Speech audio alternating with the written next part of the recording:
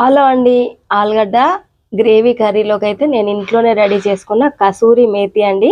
ఇంకా కసూరి మేతిని నలిపి వేయడం వల్ల కర్రీస్ చాలా టేస్ట్గా ఉంటాయండి. ఇంకా ఆలుగడ్డ గ్రేవీ కర్రీ అయితే కావాలంటే ఫుల్ వీడియో కూడా పెడతాను, చూసేయండి. ఇంకా ఎప్పుడైనా ఇడ్లీ పిండి తక్కువగా ఉన్నప్పుడైతే నేనైతే ఇలా చేస్తానండి. ఇంకా ఆ పిండిలో కొంచెం రాగుల పిండి కలిపి ఇంకా ఫ్రిడ్జ్లో పెట్టేస్తాను. మరుసటి రోజుకి టిఫిన్కి ఇంకా మనకైతే కావాల్సిన క్వాంటిటీ రెడీ అయిపోతుందండి. ఇంకా రాగులు వేయడం వల్ల కూడా హెల్త్కి చాలా మంచిదండి. ఇంకా బొక్కల సాంద్రత పెరుగుతుంది అని కూడా చెప్తారు.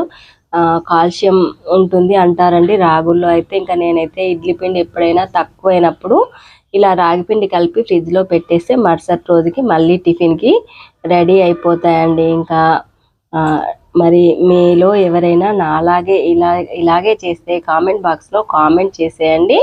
మరి థ్యాంక్ యూ ఫ్రెండ్స్. మాను కేర్ ఆఫ్ సీను ఛానల్ని సబ్స్క్రైబ్ చేయండి, లైక్ చేయండి, షేర్ చేయండి.